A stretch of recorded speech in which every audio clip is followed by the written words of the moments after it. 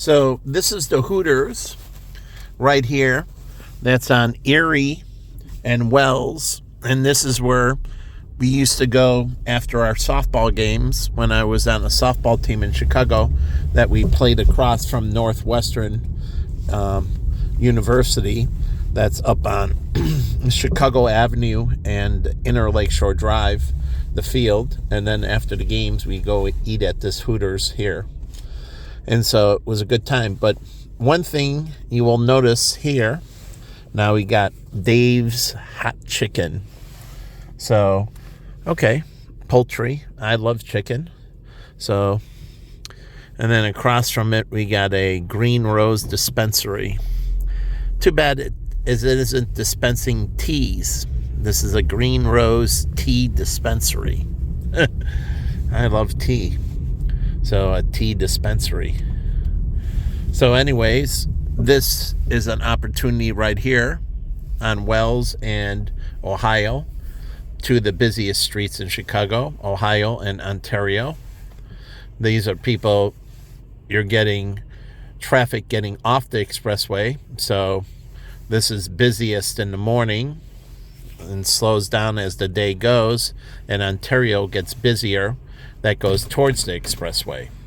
So this is busy in the morning, and then as it moves through the afternoon and evening, it gets slower. Then it picks up a little bit in later evening because people come down to the restaurants and that. But there's opportunities down here because if I showed you before, you go back by Wells and Chicago Avenue, from Chicago Avenue going south on Wells up to Ontario has all been redeveloped, and it's higher end by that Hooters I showed you. And then here's the Anti-Cruelty Society, and then you have some other places down here, and you're in the run into here the Merchandise Mart. The Merchandise Mart is off of Wells, and it has the Holiday Inn. The Merchandise Mart used to be the biggest retail building, commercial building in the world. The Kennedy family used to own it. And so here's the Merchandise Mart. My partner David used to work in here and has the Motorola sign. But this is the Merchandise Mart. This used to be one of the 7 wonders of the world. Yeah, it was one of the wonders of the world when it was first built. It is not vertical. It is big horizontal. It's very wide. And then it goes up floors, but it's an incredibly huge building. And then it has the Holiday Inn in it. And it's a nice Holiday Inn. And the Holiday Inn is on the upper half of it. So it's got great views. Now we're back on the Chicago River, and we're back at Wacker Drive. And the reason I came down here, now, if you go straight down Wells, this is the downtown, and it's dim, and they've done nothing to light this up, and the colors aren't good, and, you know, I don't know what the mayor's thinking. It's dark and dim, and you're using brown and colors that don't lighten it up, and it doesn't make any sense. You know, Chicago city colors are white and blue. Why not paint it the city flag colors? I mean, truly. And that would bring a lot more liveliness and purity and so on, and that's mostly white and blue. But, again, they can do things like that. But, and like I said, I've been here before. There's PPM America, and then CCRM, Fertility Clinic, and then CBIS, International Accounting, and then Cushman Wakefield Real Estate, and that's Crow, and that's accounting and auditing. It used to be Crow Chestnut, now it's just Crow, and they're an accounting firm. So it makes sense because there's a lot of financials down here, so having auditing and accounting in the financial district. And this building here has a very unique thing. On the bottom, it's smaller, and then it fans out and goes up bigger. So the bottom base is smaller, and the building top is bigger. So it's a unique building. But I'm down here, Good Funk. It's a restaurant. And then Beatrix over here. And you got Whacker. And we got 3 lanes, 3 cars, but only cars in 2 lanes. So the car behind me chooses to be behind me and not in middle lane, which is open.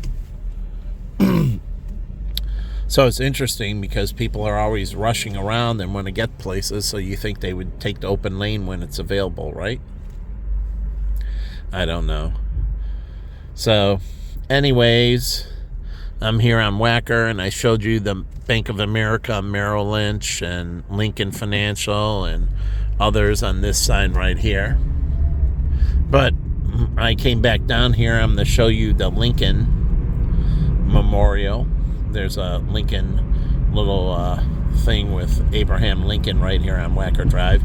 Now, this is the Chicago Lyric Opera. Now, you think they would fan out into the financial district and give them a little culture. And remember, lyric opera is just musical theater.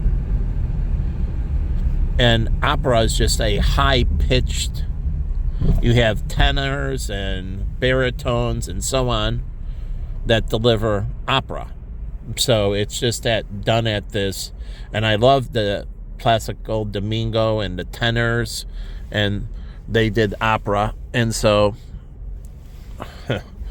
over here is the Chicago Opera, and right next to it, across the street, is the CME Group, where it has the futures market and all that. And so on this street, the most recognized building is the Sears Tower, Willis Tower, which is a property casualty company. It's British, and it's a property casualty company. So it does commercial real estate. So property casualty for commercial real estate. So it's in the right place. There's a lot of commercial real estate. And then you have Deloitte over here, a consulting firm, and again, accounting and auditing and that. That makes sense in the financial district, right? And then we have Boar's Head, which is great meats. And then you have the Sears Tower. And then they have a Charles Schwab office. And you have a Merrill Lynch office back there, a Charles Schwab office. You think you would have, because all these people that trade in the financial markets, they have retirement accounts, and they need financial planning and so on. And I was down here when I worked for GCG, and me and Bill were trying to start doing financial planning for traders, for people who traded securities on the floor. And we offered, a unique disability policy, but we were trying to get in and do financial planning for these people that were trading securities, stocks, bonds, options, futures, and so on. Because, like anyone, they still need financial planning. They're doing what they're doing, and they're, individual, and they need financial planning. A business needs a financial plan too, and this is where financial planners fail. Just as you do individuals, a business needs a financial plan, and you sit down with the CEO and you create a financial plan for them, their assets and their liabilities and so on, and their investment portfolios. They need a financial plan the same way as an individual needs a financial plan. And also, you can get a financial plan for investment clubs too. The investment clubs need financial plans too. They have goals and objectives, and you can do a financial plan for an investment club. And they need key man insurance and everything else with an investment club. So again, we're down here, and this is the most unique building here, but it's in the financial district, which is incredible, which is awesome. And they have a steak shack, and it's prominent to be in this food court with the amount of traffic in this building. That's a very prominent spot for the steak shack. They're going to get lots and lots of exposure. It's used to be the world's tallest building and tightened security. So the Titans, and this is one of the Titans. Sears Tower, Willis Tower is one of the Titans. We have Titans. Trump Tower is tall. The Aon building is incredibly tall. And the John Hancock is incredibly tall. Those are the Titans in Chicago. Those four are the Titans, the tallest buildings. So you got the Chrysler Building and Empire State Building and the World Trade Center in New York. So they have their Titans. We have our Titans. And then they have the Titans of Wall Street. We have the Titans of Wacker Drive. And it would be nice if Playboy opened up an office on Wacker Drive. David Letterman was right, and they should just locate there.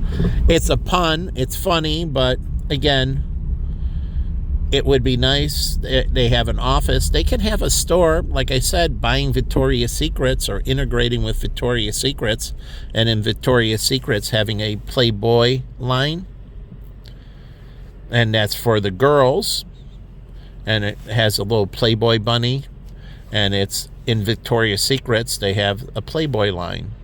And then they have a Playgirl line, which is for the boys.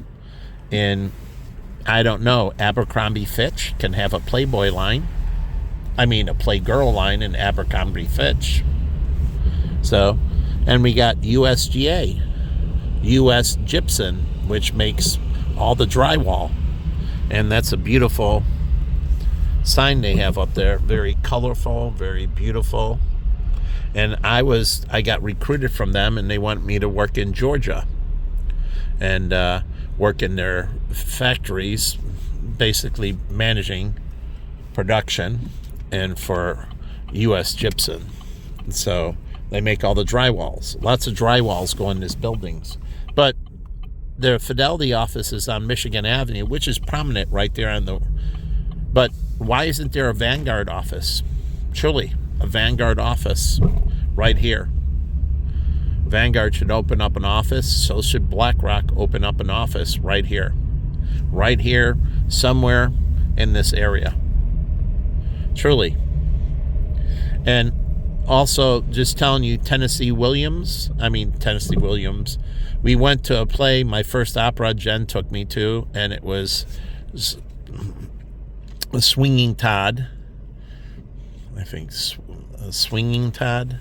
But anyways, you can take all musicals like Newsboys, the movie. You have Newsboys, the musical, but you can have Newsboys, the opera. See, there's another version of musicals. You can take any musical, say Tennessee Williams and Fiddler on the Roof, or Streetcar Named Desire, and turn it into an opera.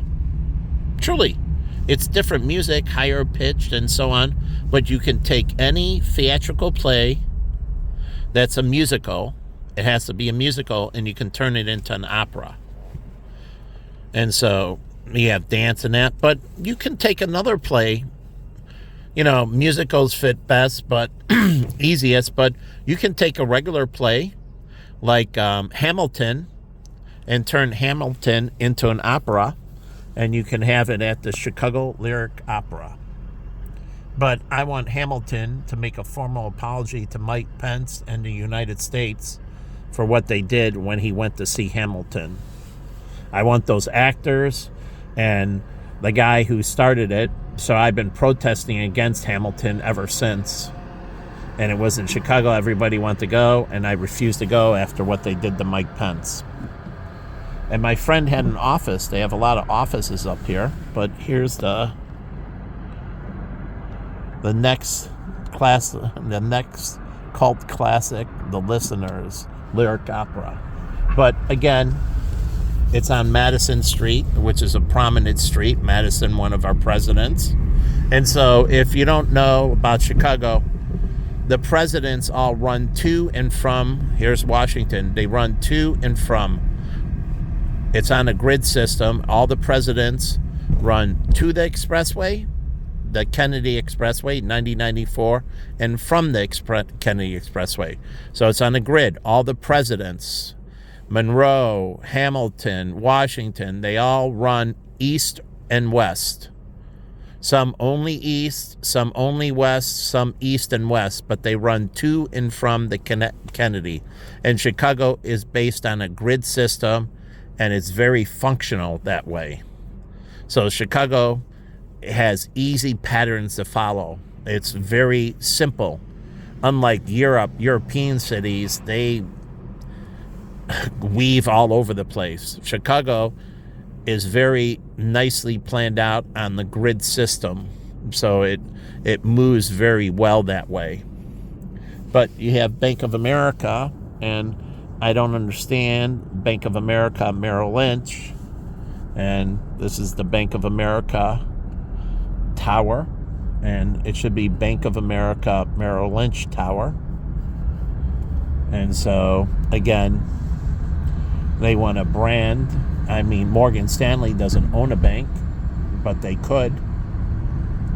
Now, Bank of America bought Merrill Lynch. Chase bought J.P. Morgan, but Morgan Stanley can buy Wells Fargo, as an example, or maybe PNC Bank. It's smaller, but maybe Morgan Stanley buys PNC Bank and expands it. It's a small regional, but they can take it national and international. And Morgan Stanley needs to buy a bank. Why? Because when you have a bank, you have access to the Fed window. And this is what Goldman Sachs didn't do. And Goldman Sachs should have just bought a bank. Truly. Goldman Sachs should have just bought a bank. That's what Lehman Brothers didn't have access to the Fed credit window. And they could have borrowed money, but they didn't own a bank. But if Lehman Brothers owned a bank, they could have had their bank borrow from the Federal Reserve, and then Lehman Brothers borrow from their own bank. Yeah, it's concentrated risk, but it gives them an access to the Federal Reserve window. So J.P. Morgan and Chase are very stable. Merrill Lynch now has access to the Federal Reserve window, and they can borrow money from the Federal Reserve. But they say lender of last resort. Why lender of last resort? Truly, why doesn't the Fed encourage lending by their banks to corporate America? Encourage their banks to borrow from the Federal Reserve, and this way the Federal Reserve makes a higher interest rate on their money by lending to the banks. Truly, lending to the banks, but they discourage anyone from borrowing from the Federal Reserve, its lender of last choice. Why is that? Why shouldn't they go to the Federal Reserve? Yeah, they can go into the private market and issue bonds and that, but also they should be able to go to the Federal Reserve and borrow money.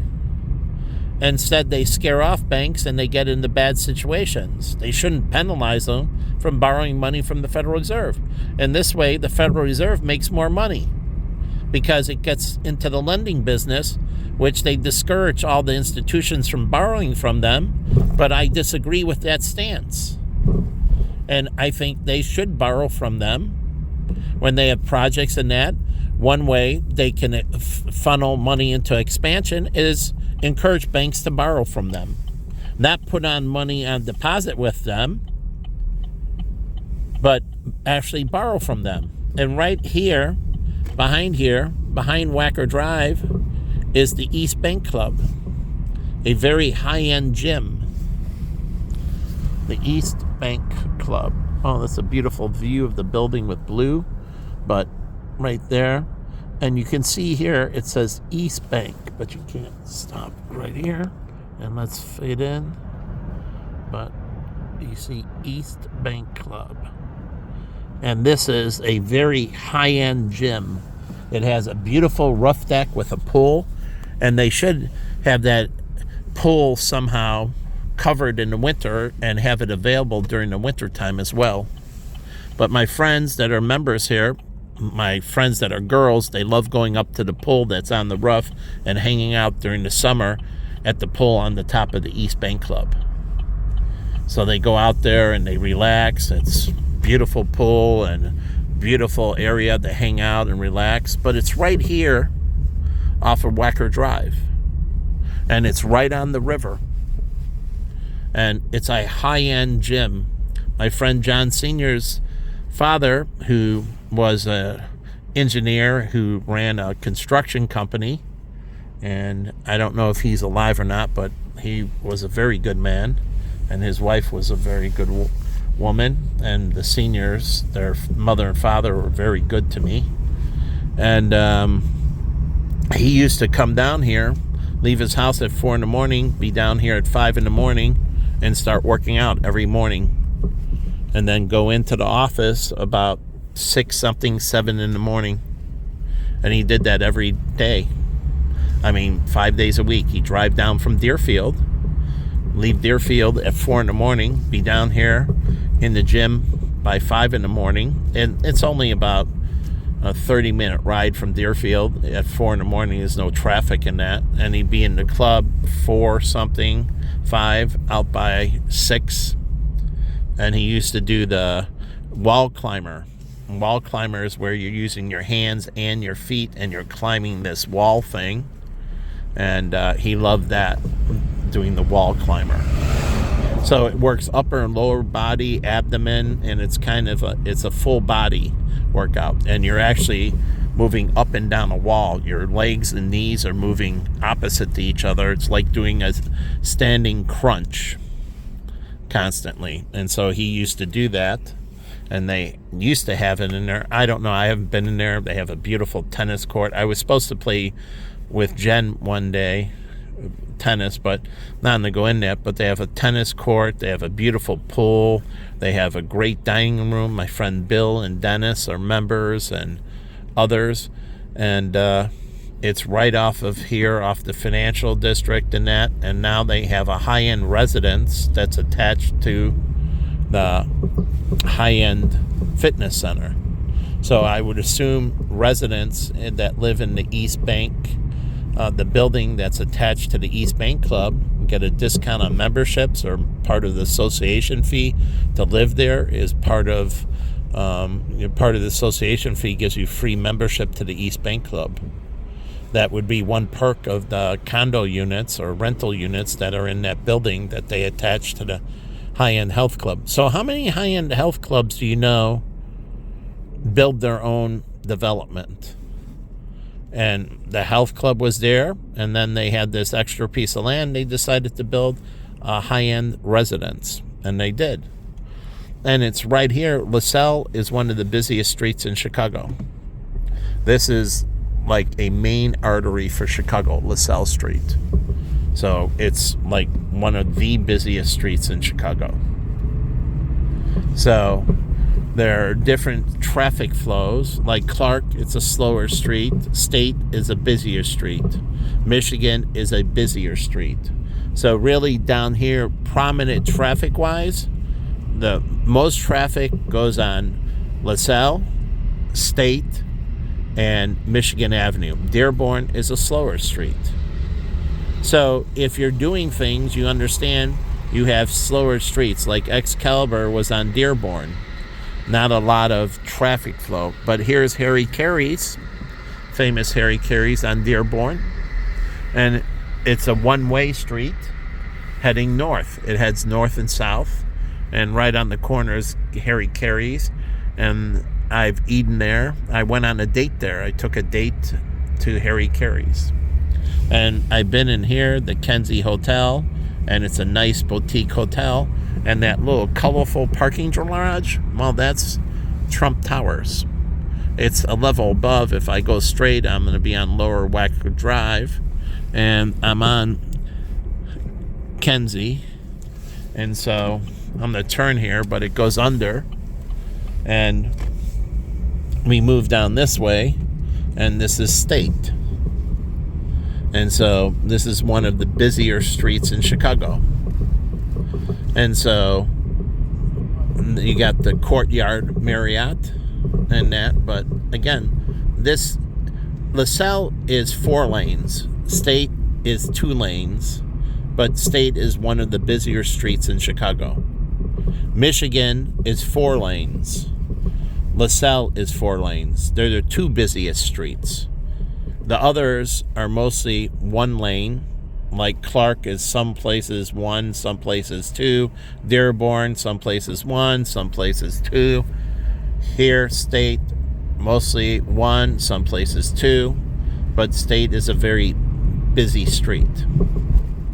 So you have to understand traffic flows, and it goes right by the Embassy Suite. So if you go up here, there's the Bally's Casino, and that's on a very slow street. You're not going to get a lot of traffic flow in front of your property. So if you generating your own traffic flow, truly, and you're a really busy place, and we'll go back around, then you don't need to be. But Ontario, one of the busiest streets that go east and west in Chicago. So Ohio and Ontario, the two lakes, Ohio and Ontario, and then we have Lake Erie. The lakes run east-west. And why do the lakes run east-west? Well, they run into Lake Michigan. Yes, they run into Lake Michigan. So the lake streets, Ohio, Ontario, Erie, Lake Superior, all run east-west because they run into Lake Michigan. So here is a slower street. It's 2 lanes, 2 directions, but it doesn't go that long. And this will take you up to Trump Towers. So down this street at that it turns Wabash. Wabash is a slower street, but you have the Bally's Casino, and then you have Pizza Uno, which is awesome. And then I've never been in Steak 48, but Pizzeria Duo, I should say, and then Pizzeria Uno is right here. And these are 2 Chicago famous pizza places, and they're awesome stuffed pizza places. Now, Duo's is pan, Uno's is stuffed. That's the difference, truly. Uno's is like anyways, Duo's is stuffed, and Uno's is stuffed, and Duo's is pan. It's like Giandardo. Anyways, another pizza place in Chicago. Gino's East is stuffed, and that would be the competition. That's a Chicago famous stuffed pizza, Gino's East, and it would compete with Pizzeria Uno. And then Giordano's, which is pan pizza, competes with Pizzeria Duo, but they're all Chicago. So they either are famous for their stuffed or famous for their pan pizza. So Chicago has known for stuffed and pan pizza, where New York is known for their ultra thin crust. New York is known for ultra thin crust pizza. Chicago, their thin crust in Chicago is a thicker crust.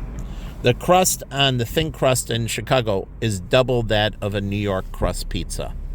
New York thin crust pizza they're known for, and it's very thin. Chicago's thin crust is thicker, more bread, so it's more filling. So a smaller pizza in Chicago will be more filling than a smaller pizza in New York.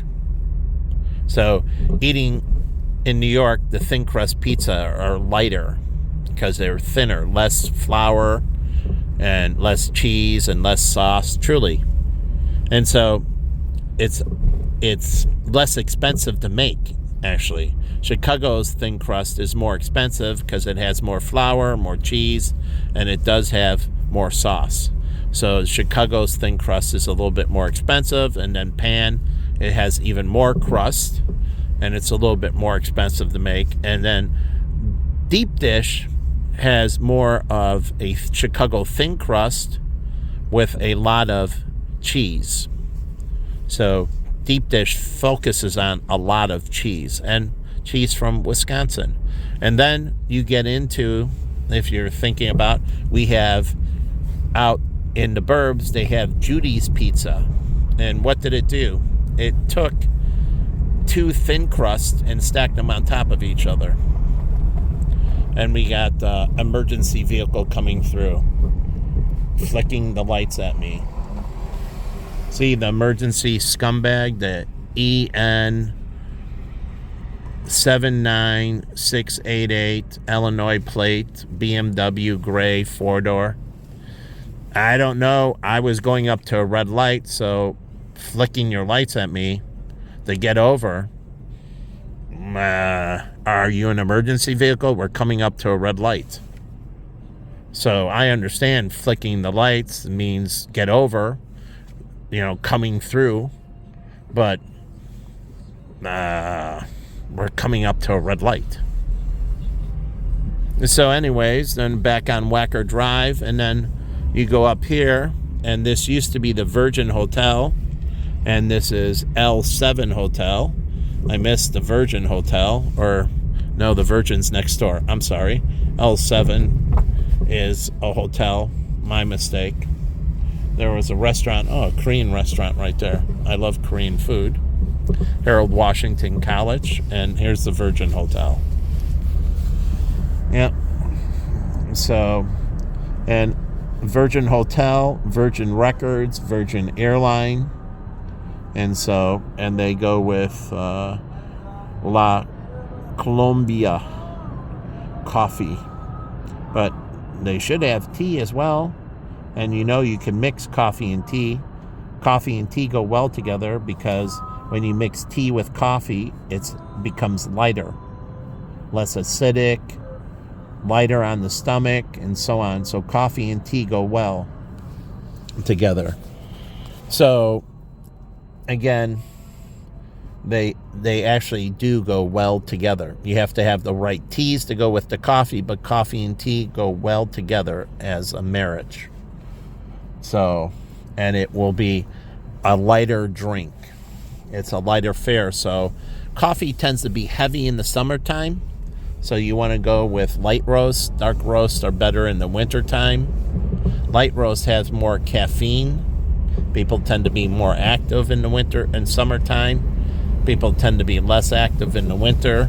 And again, dark roasts things that are heavier tend to be better in cooler temperatures, is why I'm saying that. So again, mixing coffee with tea will create a lighter drink. And then you have Nando, which is a chicken place as well. And then right next to it is Natello, which is a peanut butter kind of thing. And Jimmy came up with a dessert pizza made with Nutella. A dessert pizza made with Nutella. The sauce was Nutella, and then he put other toppings on it. And he put pizza dough, Nutella, and then fruit, different types of fruit, and made a breakfast pizza. And finally, dessert pizza. And I was telling him about this, and then you can make a breakfast pizza with eggs and so on. And my friend Mark Schenkel, when he went to Italy, they actually have breakfast pizza, and they put eggs and ham on cheese on top of pizza dough. And they might put a sauce, I don't know, a pesto sauce. So a pesto sauce with cheese, egg, and ham on a pizza crust, and you have a slice of breakfast pizza. But we have Portillo's, which was owned by McDonald's, and then you have McDonald's. So McDonald's actually launched Portillo's. But we have Fidelity right here. Now, they're great for people coming up and down the river. They're right next